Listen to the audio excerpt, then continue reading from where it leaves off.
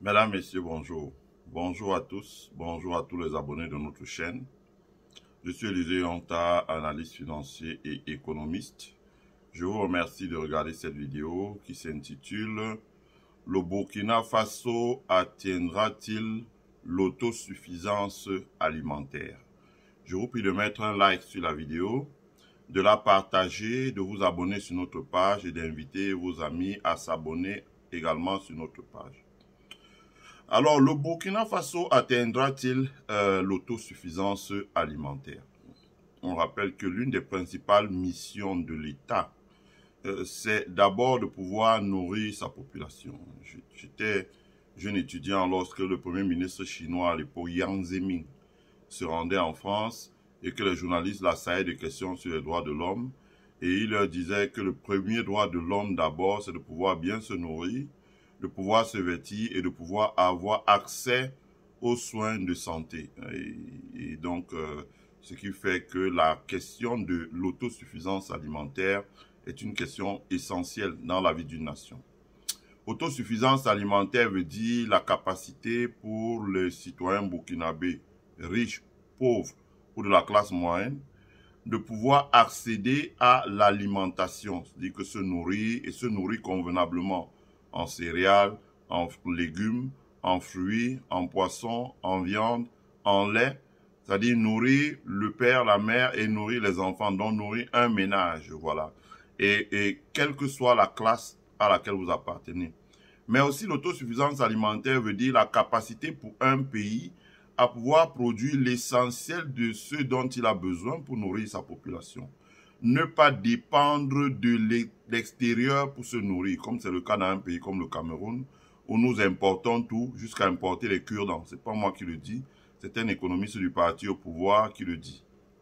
Donc, la capacité pour un pays de pouvoir produire des céréales, le riz, le maïs, le mil, le sorgho, le haricot, qu'on appelle du côté de Burkina le niébé, la capacité à pouvoir produire des légumes, les carottes, les bitter leaf, on dit, divers sets de légumes, les courges, etc.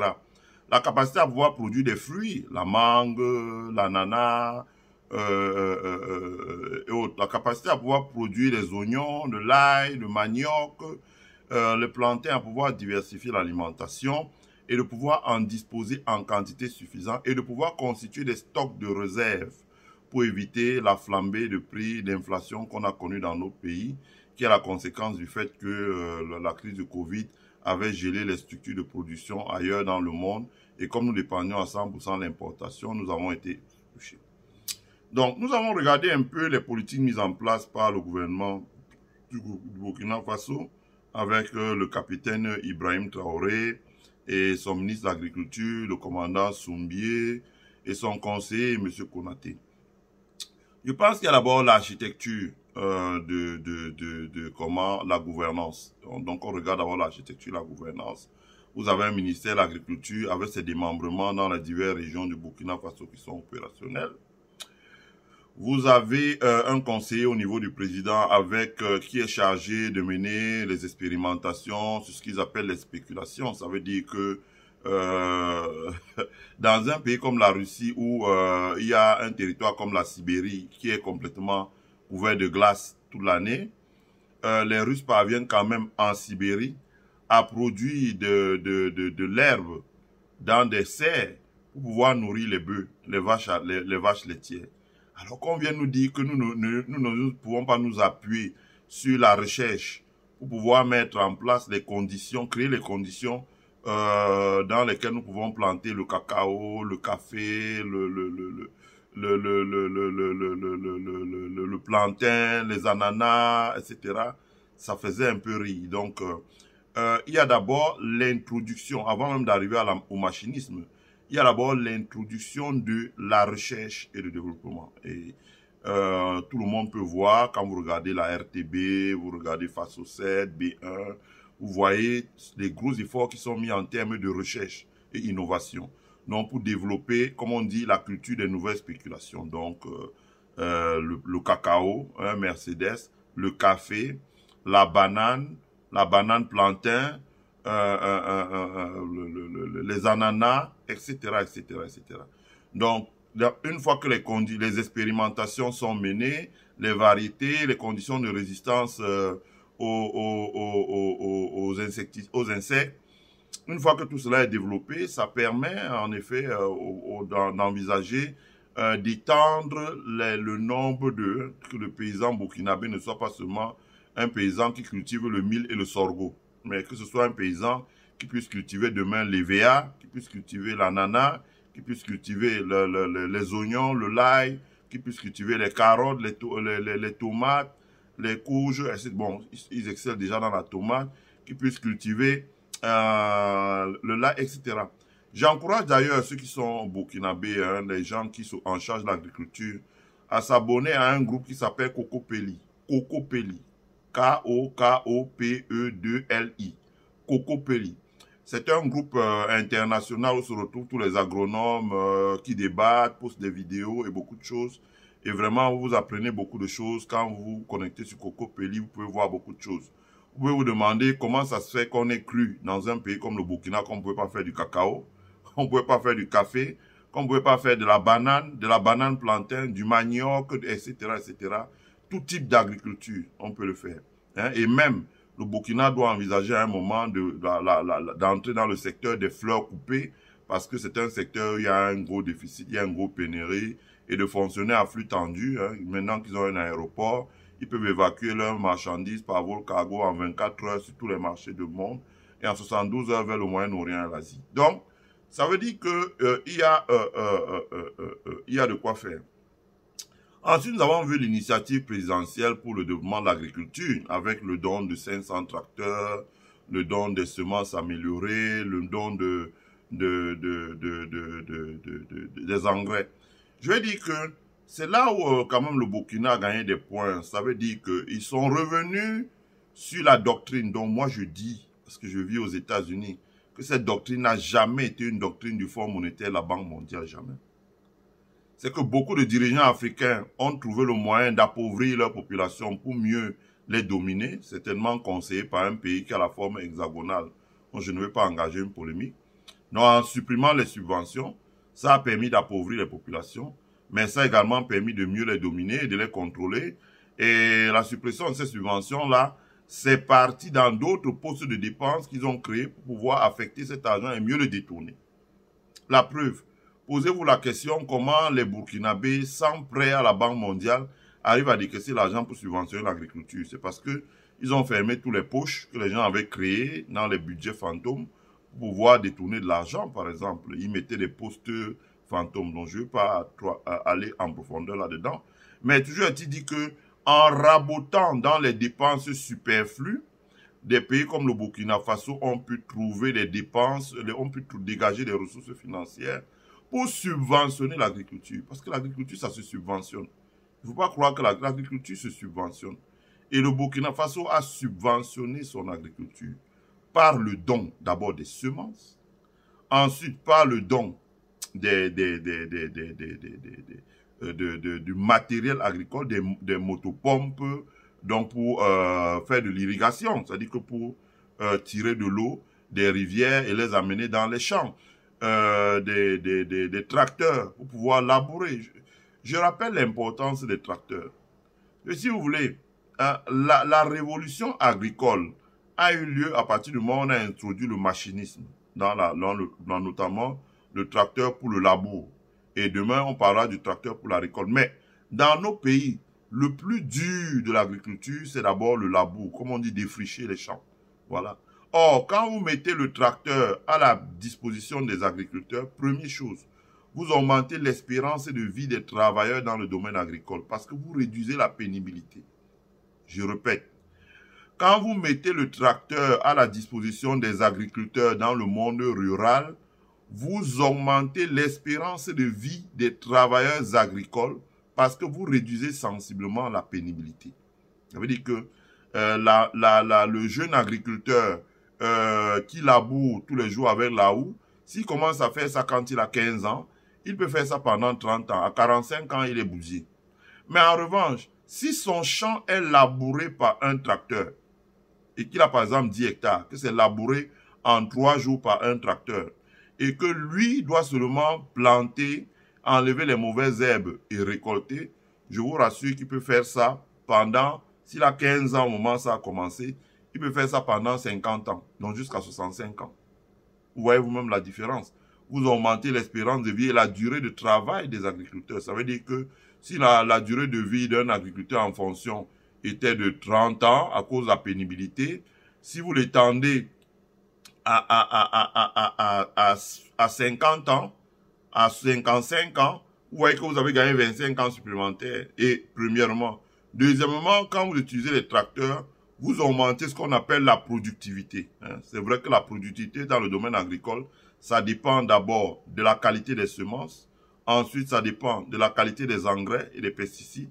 Et enfin, ça dépend surtout aussi, pour 50% au moins, du labour avec un tracteur, parce que ça permet d'aller vite. Productivité, ça veut dire produire beaucoup en utilisant le minimum d'output possible. Voilà. Et dans le cas d'espèce, le Burkina va engranger, je rappelle que la croissance économique réside dans la captation des gains de productivité. La croissance économique réside dans la captation des gains de productivité. La croissance économique réside dans la captation des gains de productivité. Voilà.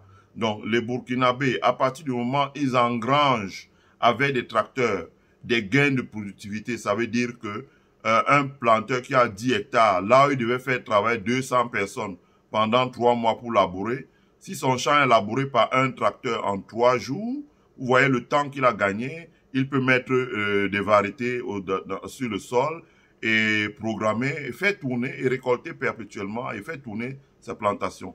S'il a accès à l'irrigation, il peut faire l'agriculture toute saison. Moi, je vois, quand vous allez par exemple aux États-Unis, si vous allez en Floride, vous allez voir qu'en Floride, on cultive 12 mois sur 12. Bon, parce que le climat là-bas, il est tropical, donc il se rapproche du climat de la Caraïbe. Il est tropical. Quand il n'y a pas les grands ouragans là, les gars, ils cultivent 12 mois sur 12. Parce que c'est irrigué. Donc, l'arrivée des tracteurs pour labourer au Burkina Faso, l'arrivée de l'irrigation pour labourer au Burkina Faso, pour arroser les champs au Burkina Faso, et l'arrivée des semences améliorées, l'arrivée des engrais vont permettre de booster l'agriculture. Une des deuxièmes choses que j'ai constatées aussi, et c'est important de le mentionner, c'est que le Burkina Faso, dans la foulée, donc c'est important, donc j'ai mentionné la recherche en amont qui est gérée par M. Konaté, celui qui a fait les expérimentations sur le blé, le riz. On peut supposer qu'il fera aussi des expérimentations sur... On a vu qu'il a fait des expérimentations, il a conduit ou supervisé des expérimentations sur la banane plantain. C'est important. Donc, ça va s'étendre à d'autres spéculations, à d'autres produits pour diversifier. Je peux vous garantir qu'il y en a des choses. Quittez un peu le Burkina Faso, voyager, aller au Costa Rica, en Équateur ou au Pérou. Vous allez voir des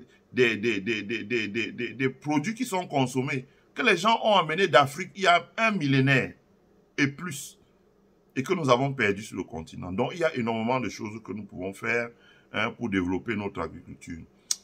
La deuxième chose, c'est l'augmentation des surfaces cultivables. Ça, c'est important.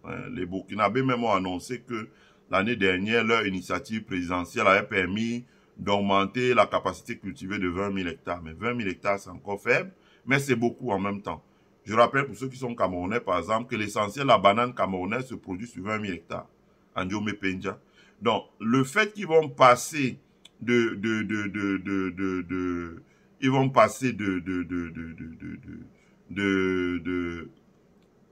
Burkinabés vont pouvoir augmenter parce que l'année dernière, le capitaine Ibrahim Traoré a donné 500 tracteurs. Et ce qui commence à devenir important, c'est que, et c'est ce que j'ai toujours dit, la commande publique. La commande publique. On voit ça aux États-Unis. Les Américains, la base de lancement du protectionnisme, c'est qu'ils ont décidé que seuls les produits made in America peuvent accéder à la commande publique. Ça veut dire que si vous allez importer des rames de papier en Chine, vous ne pouvez pas les vendre à une université, à une administration, etc., etc. Aux États-Unis, ce n'est pas possible.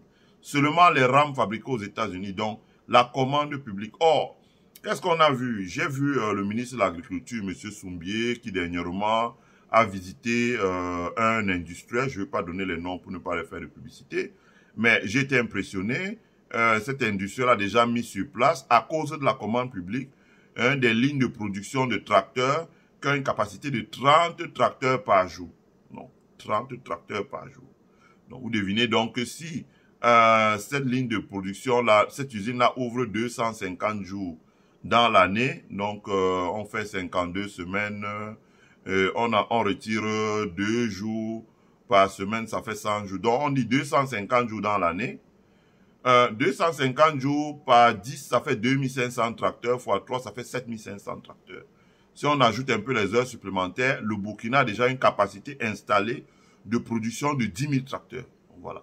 Et donc, l'État du Burkina a passé la commande de 1000 tracteurs. Voilà. 1000 pourrait même aller à 2000 tracteurs, mais a passé la commande de 1000 tracteurs qui désormais sont assemblés au Burkina Faso. Ça permet de répondre à l'activiste camerounais Loïc Kamoua, qui avait critiqué le Burkina en disant « Oui, mais ils importent les tracteurs. » Je lui avais dit « On commence par importer, c'est pas le problème d'importer. Et puis la prochaine étape, on commence par importer les pièces et assembler. Et la prochaine étape, c'est fabriquer les pièces sur place et petit à petit, remonter dans la chaîne de valeur de manière à avoir un matin un tracteur 100% burkinabé. » Donc, le Burkina assemble déjà les tracteurs sur place, dont ils ont une capacité d'assemblage de 10 000 tracteurs, qui correspond à peu près à la taille et la demande du marché. Et comme ils sont dans ce qu'on appelle aujourd'hui l'AES, l'Alliance des États du Sahel, cet industriel peut vendre sa production au Niger ou au Mali, je crois, sans payer de taxes, etc. Et même dans d'autres pays de l'UEMOA, ça veut dire qu'ils peuvent aller jusqu'au Sénégal. Ensuite, j'ai noté que le même industriel a mis en place une ligne avec le phosphate burkinabé de production des engrais, de 600 000 tonnes d'engrais. Alors que l'État avait acheté, je crois, l'année dernière, 80 000 tonnes, je crois.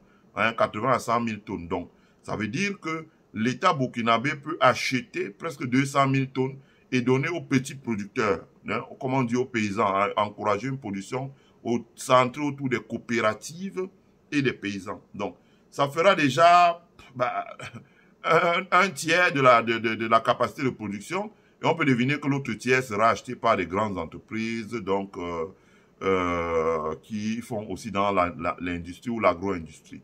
Donc, on peut envisager même que le Burkina se lance désormais dans la culture du tournesol et dans la culture de l'huile de palme. Ça, c'est important parce que nous avons une tradition africaine de consommation de l'huile de palme. Au Nigeria, au Ghana, en Côte d'Ivoire, au Sénégal, la cuisine est surtout faite avec l'huile de palme. Et on espère que le Burkina va arriver là. Donc, vous voyez que si on combine la recherche et le développement dans le domaine agricole, l'arrivée du machinisme, la maîtrise des semences améliorées, la maîtrise des engrais déjà, dont sont des outputs locaux, et la mise en place d'un réseau d'encadrement avec près de 700 motos, dont on pense que ça va augmenter cette année, comme on faisait au Cameroun, ce qu'on appelle les postes agricoles. Ça veut dire que les gens qui encadraient les planteurs dans l'utilisation à l'optimum des engrais, des pesticides, les techniques pour engranger la productivité, etc. On pense que la première année, il y a eu des résultats, mais d'ici 3 à 4 ans, je pense que le Burkina peut atteindre très rapidement l'autosuffisance alimentaire. On suivra ça. Ça dépendra des quantités de surface cultivées. Aujourd'hui, ils ont dit qu'ils ont augmenté de 20 000 hectares. J'ai regardé, il y a un documentaire sur la RTB à Bagré, dans une localité qui s'appelle Bagré, où on voyait vraiment le riz sorti de terre. C'est-à-dire que le riz paddy, et l'État a mis en place des unités d'égrainage que j'ai vues. Et ce sont des machines qu'on avait déjà repérées au Japon, les Japonais ont fabriqué, qui sont opérationnels pour l'Afrique. Donc, ils les assemblent dans les usines en Chine. Et je présume que bientôt le Burkina même va pouvoir assembler ces unités industrielles, de façon à pouvoir en mettre un peu. C'est-à-dire qu'avoir même une centaine d'unités industrielles comme ça, qui va racheter du riz paddy, l'égrainer et le mettre sur le marché et transformer les fourrages et les graines et les tourteaux de riz pour pouvoir nourrir le bétail, parce que le Burkina a aussi une grande tradition de l'élevage de la volaille et de l'élevage des bœufs. Donc, le game commence à devenir intéressant parce qu'on revient là aux fondamentaux de l'économie. Ça veut dire bien faire son budget. Et je rappelle qu'on fera une présentation sur le budget du Burkina Faso. Bien faire son budget. Réaliser des économies et mettre l'économie dans la production, notamment la production agricole. Voilà. Quand vous avez la production agricole, que vous ne dépensez plus vos devises pour importer la nourriture, pour importer le riz, pour importer le blé, pour importer les haricots, pour importer le mil, le sorgho, pour importer les intrants, tout ça. Quand vous dépensez désormais cet argent pour importer les engins, comme c'est le cas, pour pouvoir exploiter vous-même vos mines, pour pouvoir construire vous-même vos routes, pour pouvoir développer de nouveaux projets en termes de barrages. Et dans ma présentation, j'ai même oublié le fait que le Burkina a acquis beaucoup d'engins pour pouvoir désensabler les barrages, donc augmenter la quantité d'eau disponible pour l'irrigation agricole. Ça, ce sont des prémices. Ce sont des signes qui vous montrent que dans 5 ans, ils seront à un niveau quand même qui sera enviable, qui va faire peur. Il y a d'autres spéculations qui vont également développer. Et c'est important parce que nous autres qui sommes des entrepreneurs en diaspora, ça nous permet d'avoir une visibilité. Je l'avais souvent dénoncé. C'est que on avait la possibilité de mettre en place ici, quand on voyait les chips qui viennent d'Amérique latine et les chips que nous faisons en Afrique, basés sur le plantain ou les pommes de terre, il n'y a pas match. Mais quel est le problème? C'est que nous n'avons pas accès à la matière première qui vient de chez nous. Et là, si vous montez une usine, votre concurrent d'Amérique latine peut facilement vous court-circuiter. Avec le développement de l'agriculture au Burkina Faso, vous allez voir que bientôt, de plus en plus d'entrepreneurs américains, africains de la diaspora, seront dans les avions pour aller à Ouagadougou, Bobo Dioulassou, Bagré, etc., pour pouvoir faire des affaires. Je vais parler dans les détails ici, là. Voilà. Donc, ça augure d'une bonne perspective. Mettez un like sur la vidéo pour que YouTube la recommande au maximum de personnes. Partagez-la et surtout abonnez-vous. Invitez vos amis à s'abonner sur notre chaîne car c'est la chaîne du savoir. Je vous souhaite à toutes et à tous de passer une bonne journée. Bye.